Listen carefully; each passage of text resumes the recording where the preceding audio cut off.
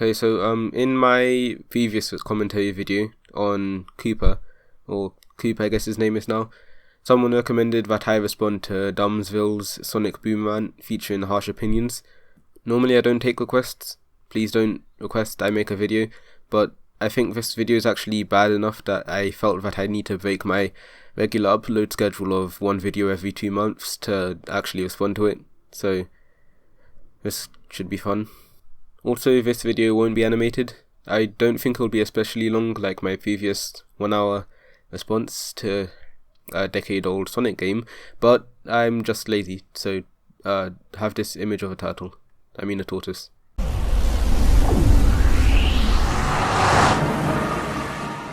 Hey, what's up, you fucking degenerates? Hello? Out. Actually, how about we talk about this series I recently watched called Sonic Boom? You know, I don't actually think you watched the series. You probably looked at the screen when flashing colours were moving by, but I don't think you actually watched anything. The show was made to be a more Western Sonic for us Americans, despite the fact that Sonic was already made to appeal to a Western audience by design. What? Appeal to the West how? You mean because the writers are stationed in the West? I mean, that's been Sonic for the past decade or so. What about it is exactly trying to be Western? Are they flying American flags while eating grilled butter? And even then, even if they were, what's the problem? I don't really get it. Food. Sonic the Hedgehog pasta from Franco-American. Sonic Boom is the 5th Sonic TV show aired in America, and it's by far the worst of all of them. Damn, and to be honest, I thought Sonic X was bad, but this just takes the cake. If anything, Sonic Boom is practically an insult to the franchise. Oh boy, making a comedy cartoon is insulting the Sonic franchise.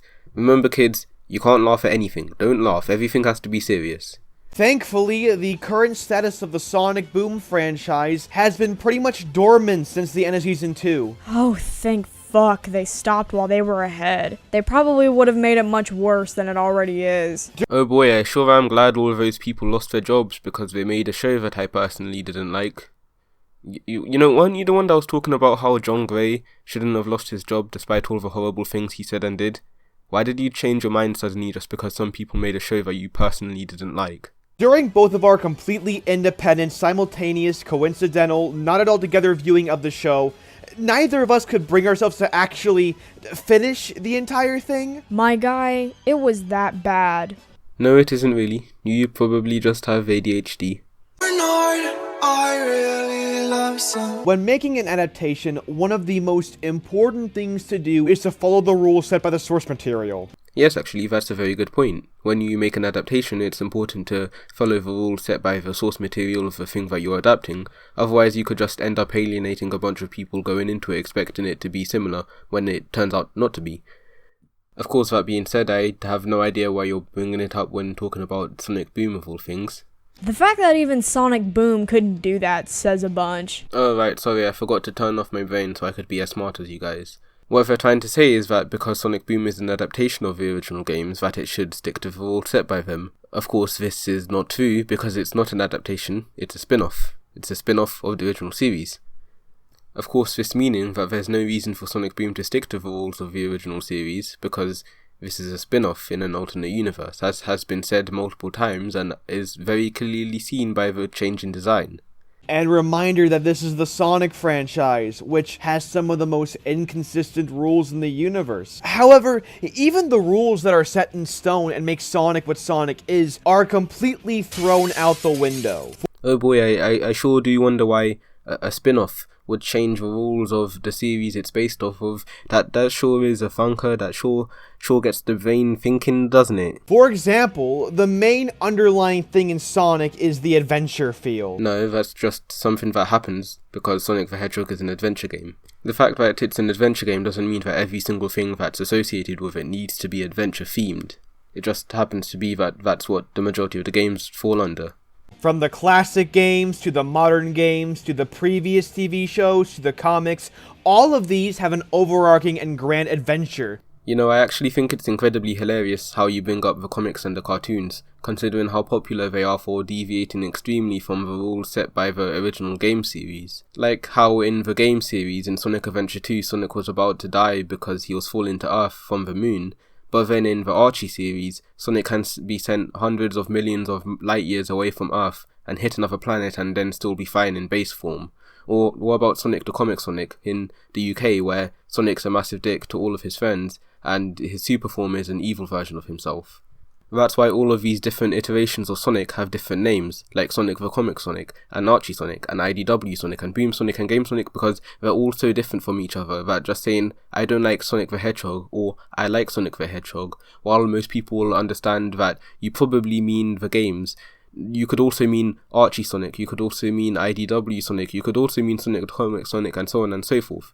And the fact that these deviate so extremely from the rules set by the original series doesn't make them any less Sonic just because, oh no, there's some different things, and that's just childish. And I think it's funny how you blame Sonic Boom for deviating from it, but then you praise the comics and cartoons for doing the same.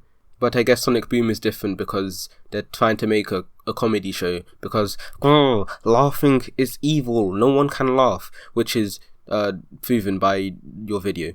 Except for this childish Seinfeld wannabe. Yes, that's how it works. Making jokes means you're trying to be a Seinfeld wannabe. If you make anything that's even slightly similar to anything else, then you're wannabe of that. That's how it works. I mean, fuck, even fan animations got that right. Like Nazo Unleashed, for example. It's actually Nazo Unleashed. First, no, I'm pretty sure it is Nazo. And second, did you even watch Nazo Unleashed? It wasn't an adventure animation, it was a battle. It was based off Dragon Ball Z. They weren't running around in different places. There was 4 locations, which is something that you later shame Sonic Boom for doing, even though it has more. And even then, what are you trying to say? That a fan animation is better than an official creation? So what, that happens literally all the time in like every series that's ever been created. Even in Sonic. I mean, Sonic Utopia is better than a lot of Sonic games. Does that mean that all of those games aren't Sonic? Even in bad Sonic material like Sonic 06, Sonic Lost World, or anything Ken Penders shits out, there's still the idea of there being an adventure with stakes and characters and new villains and everything. Well, first of all, yeah, there are new villains in Sonic Boom, and there are new locations. They go to new places when they need to. Like, when there's an adventure to be had, there will be an adventure. But that's because Sonic Boom isn't an adventure show, it's a comedy show.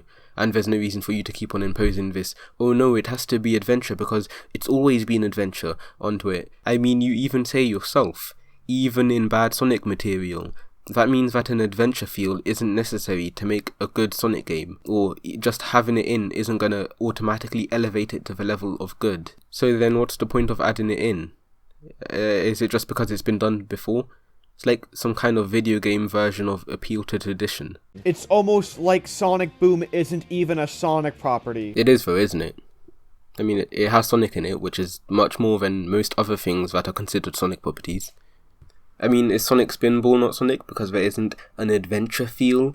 Or what about Knuckles Chaotix? That doesn't even have Sonic in it. Does that not count as Sonic because it doesn't have Sonic in it?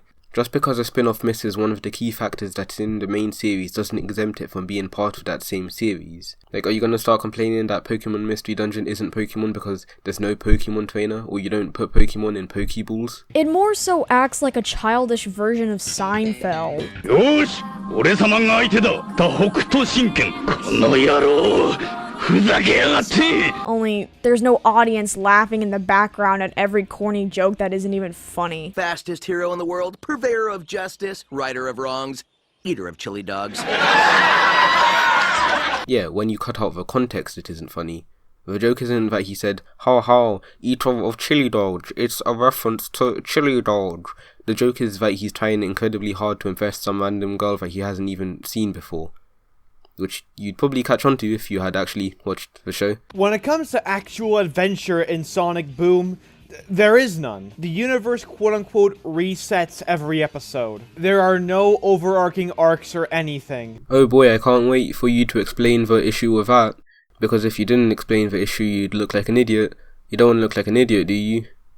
To be honest, that would have been fine if it was only for the first season and we were just getting introduced to the characters, since typically the first season is often slow and kind of boring. Even if the hook is good, you still have to deal with fillers and shit, but for Sonic Boom to not be taken in any amount of seriousness even after the characters have been introduced and defined by their personality traits, it's like, what the fuck was the point in even bothering with writing an adaptation of Sonic if you're not even going to try to give it the depth it needs to even be considered Sonic? Yeah, okay, first of all, well, if your cup size wasn't greater than your IQ points, then you'd probably realise by now that this isn't an adaptation, it's a spin-off. And secondly, what depth? What depth does Sonic have? What depth does Sonic the Hedgehog have? He's a blue hedgehog that runs around really fast and destroys enemies and beats a mad scientist. There isn't much depth to Sonic the Hedgehog, and that's one of the reasons why Sonic can be used in so many different ways, because the story is so simple that you can add on anything that you want to it and still have it at its core be Sonic. Furthermore, the entire show feels so much more tedious and alienating because of its lack of narrative focus. Alienating to whom? Sonic Boom has very clearly been advertised as a comedy show. Anyone going into it expecting anything else like you is an idiot and is just setting themselves up for failure. And it's an insult to the legacy Sonic set up before. An insult to Sonic's legacy. Sonic's legacy that has never ever been insulted before, and it's always been a bastion, a pillar of good ideas to look for whenever making any type of franchise.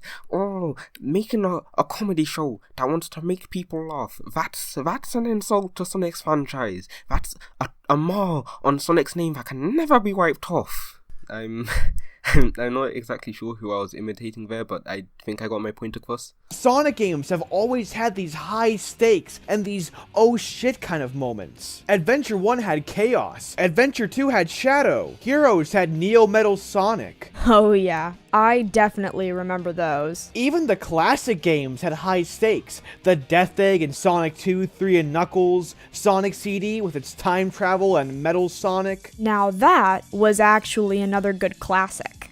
No, not really. Sonic 1, 2, and CD, this is an unpopular opinion, hot take coming in, weren't good games. Like, they weren't bad, but across the board, they probably only get a 6 out of 10 at most. Sonic 1 didn't know what it was trying to be, which is fair enough, it's Sonic's first game, but stages like Green Hill Zone and Starlight Zone, even though they're centered around speed, it's incredibly jarring when it's right after or right before stages like Marble Zone or Labyrinth Zone that's incredibly boring platforming. Now, Sonic 2 doesn't suffer from the same problems. Like, it does have a better idea of what it's trying to be, and it has a good mix of speed and platforming in stages, apart from Chemical Plant Zone, which is just one giant scripted speed section. But it does have the worst special stages in any Sonic game, which just makes collect and kill someone a pain, and Tails is pretty much useless, and he's really a detriment most of the time.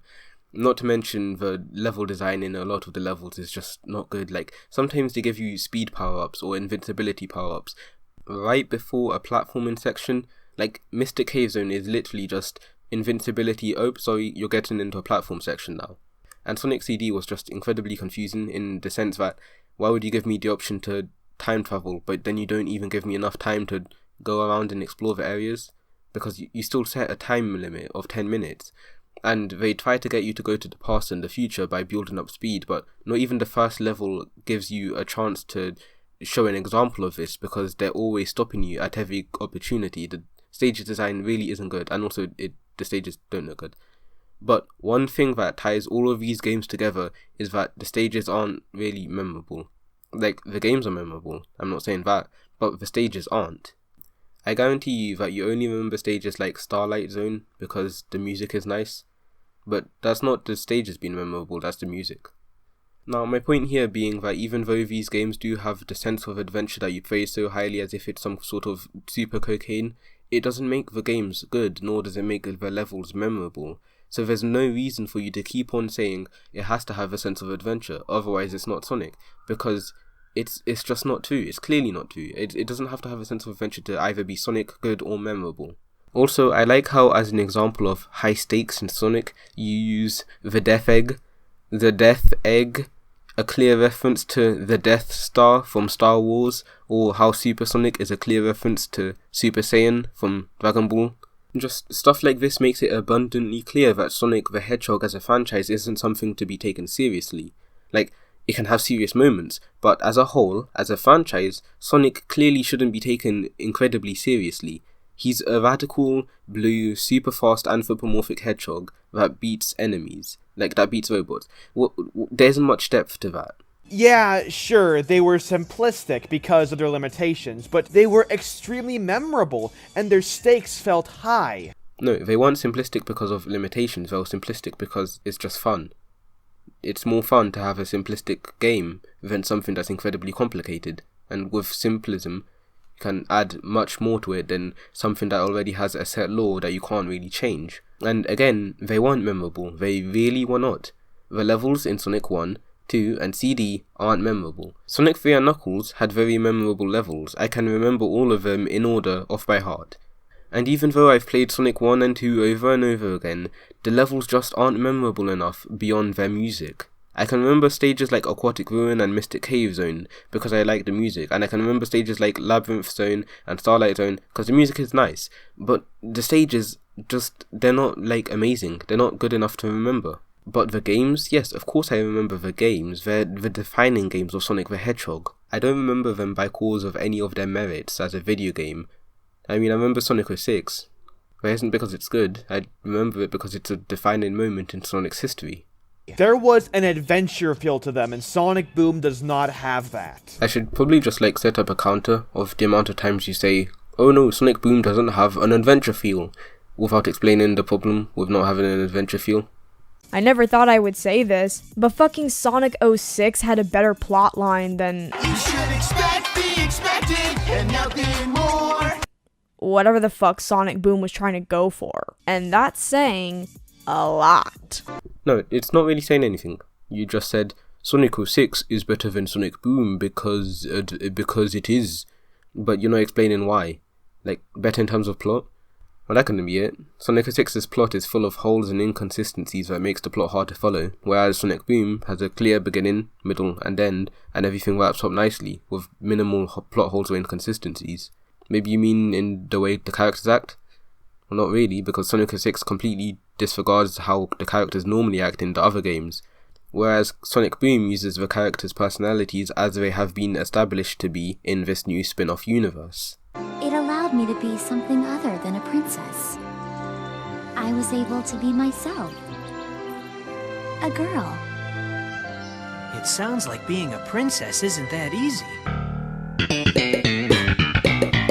What is it with you and Seinfeld, seriously? Now, Sonic 06 had a trash story. It was filled with plot holes, bad writing, bad new characters, a bad romance subplot, a princess who is whiter than upper middle class America. This is Minecraft. And a character named Mephiles who all the fangirls want to have mouth sex with, even though he has no mouth. But at least it was a Sonic story. What kind of galaxy brain take is that? Now, you see, even though Sonic 06 is completely horrible in literally every objectively conceivable way, at least it was a Sonic story. What? Sonic Boom is a Sonic story. It has Sonic in it, and it's a story. It's a Sonic story. Oh no, it doesn't have adventure, so what? Is there any problem with not having adventure in a Sonic story? Seriously, is there any problem? Because just saying, yeah, well, every other game has done it, isn't saying anything. I don't know what the fuck Sonic Boom was trying to go for, but it failed. Miserably. No, you see, this is why I say you clearly didn't watch the show. You're just trying to impose this objective fact that apparently it's trying to be an adventure story and then say it's failing miserably at being an adventure story. Yeah, of course it is. It's not trying to be an adventure story.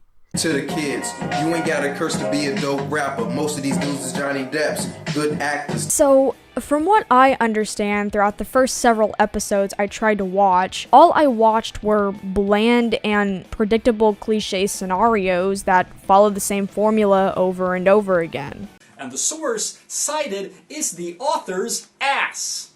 It's almost like Happy Tree Friends, only you don't kill off animals in the most gruesome and dumbass ways possible. Hey, you know the Happy Tree Friends creators currently write for Sonic. You've gotta be fucking kidding me. They've been writing for like 8 years. Okay, whose fucking idea was it to even let them write Sonic, when they don't even know what the fuck Sonic is about to begin with? Well, slow down there, Nero's Q. If you just had the common sense to look up Sonic Ken Pontac interview, then you could see that even though admittedly he knew very minimal about the Sonic franchise before writing for it, while he was writing he did do his research by going on some Wikipedia articles and going through some forums, and that's all he really needed to write for Sonic.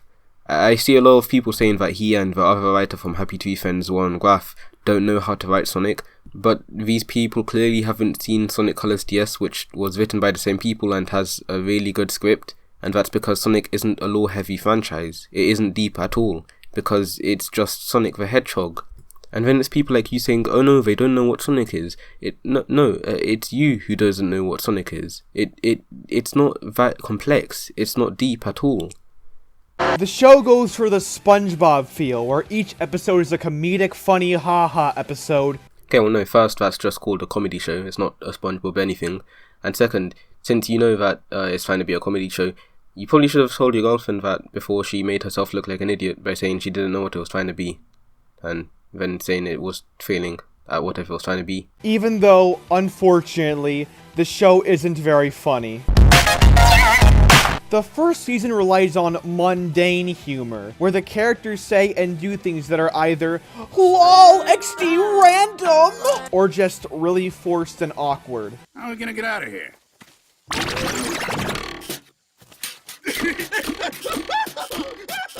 Oh my, what a knee slapper. It's Eggman on a pogo stick. No, stop. I can't stop laughing. You know, it's odd. I was going to laugh at the joke, but then the laughter was sucked out of my body the instant he said that it wasn't funny by explaining the joke. You know, explaining the joke doesn't make the joke not funny anymore. It just means you understood the joke. And it wasn't LOL XD random either. It was Morpho, who was a shapeshifter, turning into a pogo stick to take Eggman away. It's not meant to be Shakespearean level literature, it's just comical. If you didn't find it funny, that's fine, but then you'd say that that's like all of the jokes, which just isn't true. And if you're not saying that it's representative of all of the jokes, then why would you just show that one clip and not more? Probably because you didn't watch the show.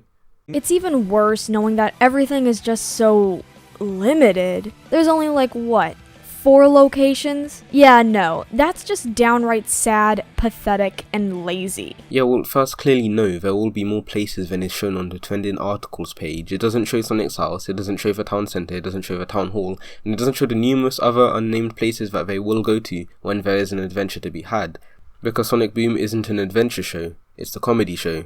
It's a comedy show that uses the settings that it does have to make a comedy.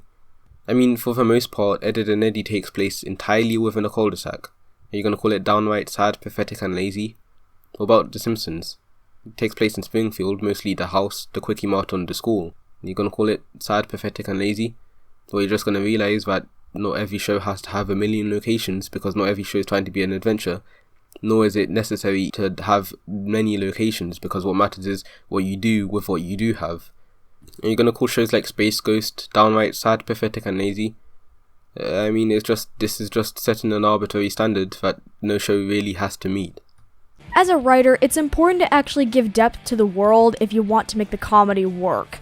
It's not just about the characters, but it's also the world you're putting the characters into. It absolutely isn't. What do you mean? I mean, depth is good in a show, but if the characters aren't funny in a comedy, I'm not going to watch it. Comedy is the main thing in a comedy show, of course.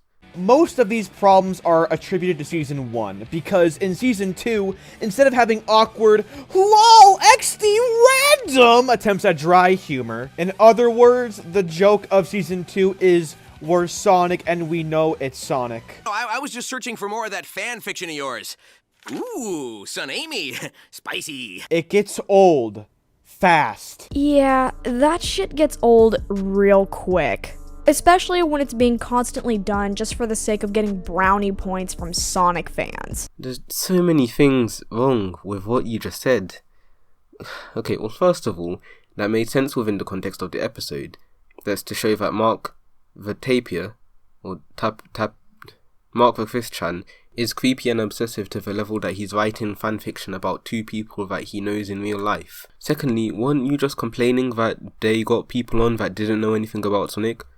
But now that they have people on about Sonic, like actual fans of Sonic working on something Sonic related, then any meta references to jokes about Sonic is seeking out brownie points?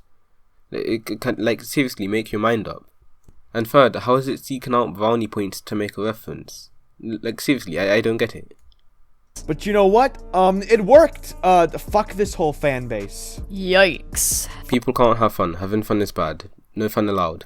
Furthermore, the biggest problem with the tone is the redesigns of the characters. Now, I've heard people defending this, like, but Dumbsville, it fits their characters better. Knuckles now has muscles to show off how strong he is. Tails now has engineering equipment on him.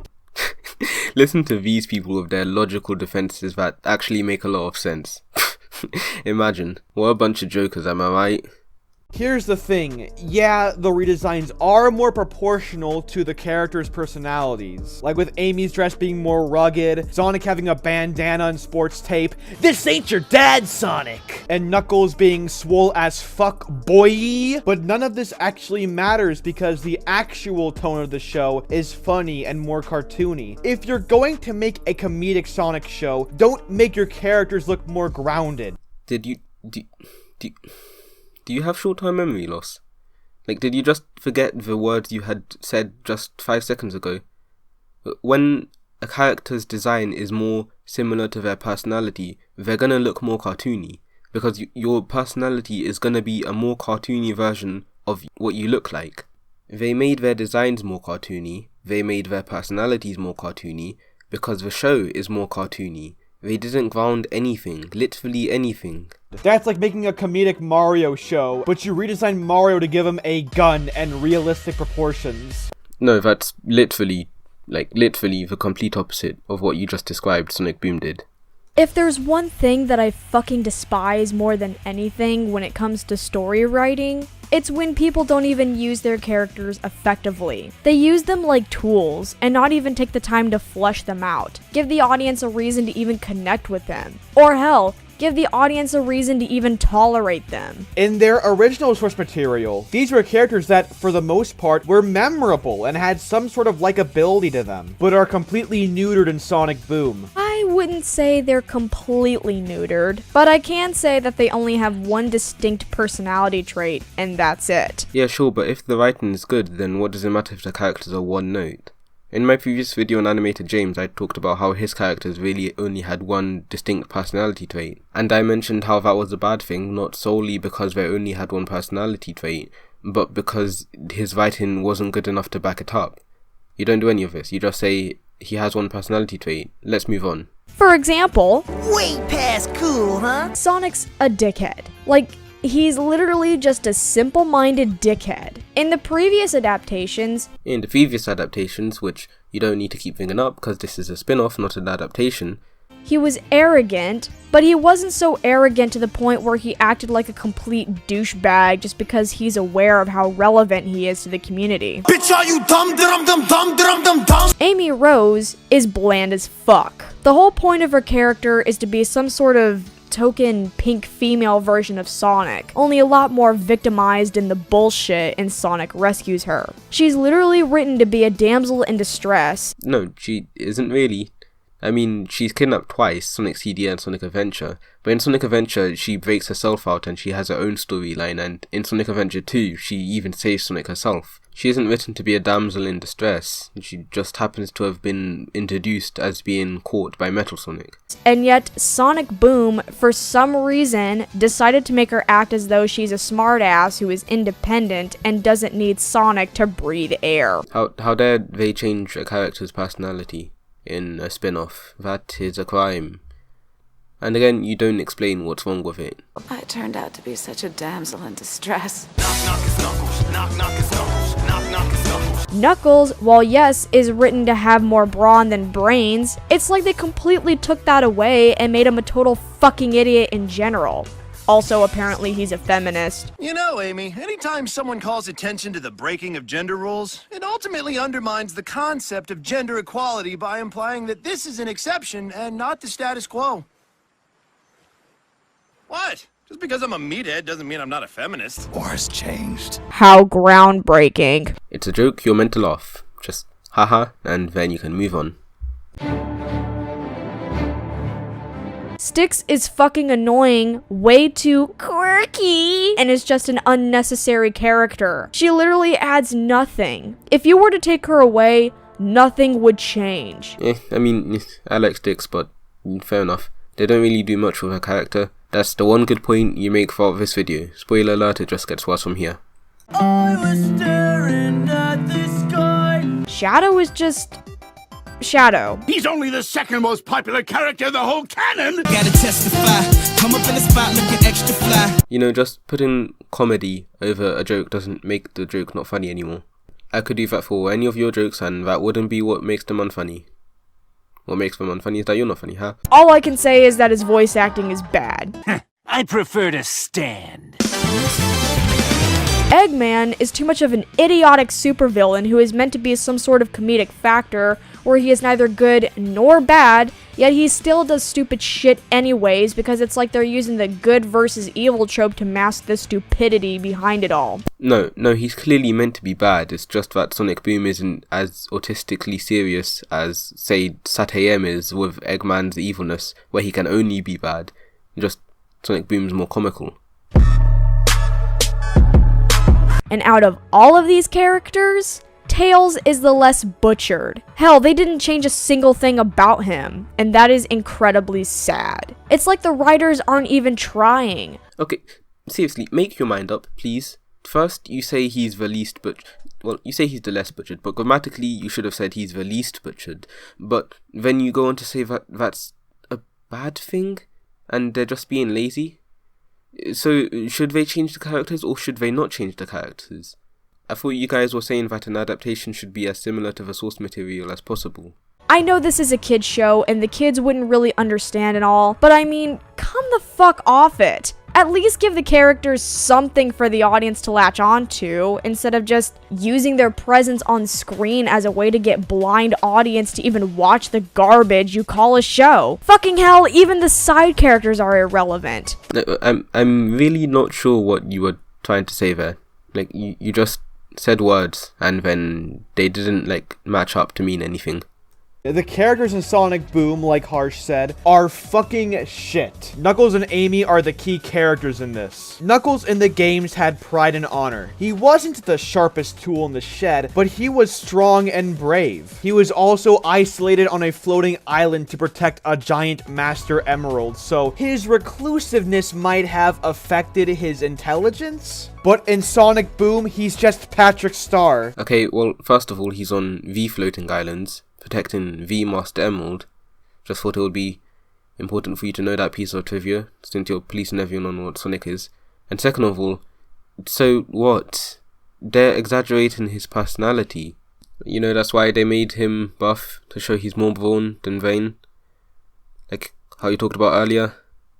There's that short-term memory loss coming into play again. Why are you dressed like that? Isn't New Year's the holiday where you put on a costume and threaten to prank strangers if they don't give you candy? As for Amy Rose, in the games, she was fucking obnoxious. She would always fangirl over Sonic, and it was annoying as hell. This feels a lot like hell. Okay, well, first of all, that clip is from Sonic X, not the games. They're two completely different continuities. Second of all, yeah, she was about to die. It makes sense that she'd be crying and hugging the person that just saved her life. And third of all, their first ever interaction was from him saving her life. No wonder she's going to be fangirling over him, considering she's 12 years old. So in Sonic Boom, how do they combat this problem?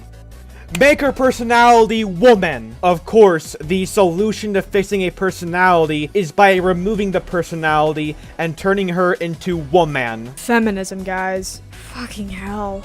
I mean, it isn't a problem, really. You don't like it. That doesn't make it a problem. And even then, is there anything necessarily wrong with it? From what I remember, the show uses her personality to make fun of her and people like her. basically playing it off as a joke. What's exactly wrong with that? It's like turning an already bad character into a much more terrible character than it already is. Seriously, what the fuck? How the fuck is that even possible? And I wouldn't say it's turning a bad character into a worse character. It's more like turning a shitty character that I remember for the wrong reasons into a character I barely remember and only remember her existence by association. But either way, You done fucked it up! Conclusion, what's there to conclude? You didn't say anything. You said this show is bad because it's different from the main series and it's not an adventure. That isn't saying anything. You just don't like it for your own personal reasons, which, by the way, are dumb. In conclusion, Sonic Boom is a bad Sonic show. It's a bad TV show, and everyone on board should be ashamed for being involved with this insult. How dare you try to make people laugh? You should be ashamed for trying to make people laugh.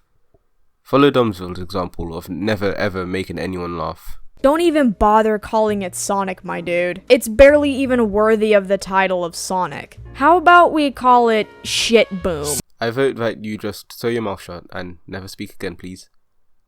Worthy of being called Sonic, because Sonic's such a holy grail of media that a comedy show sullies its name to such a level that it doesn't deserve to be called it.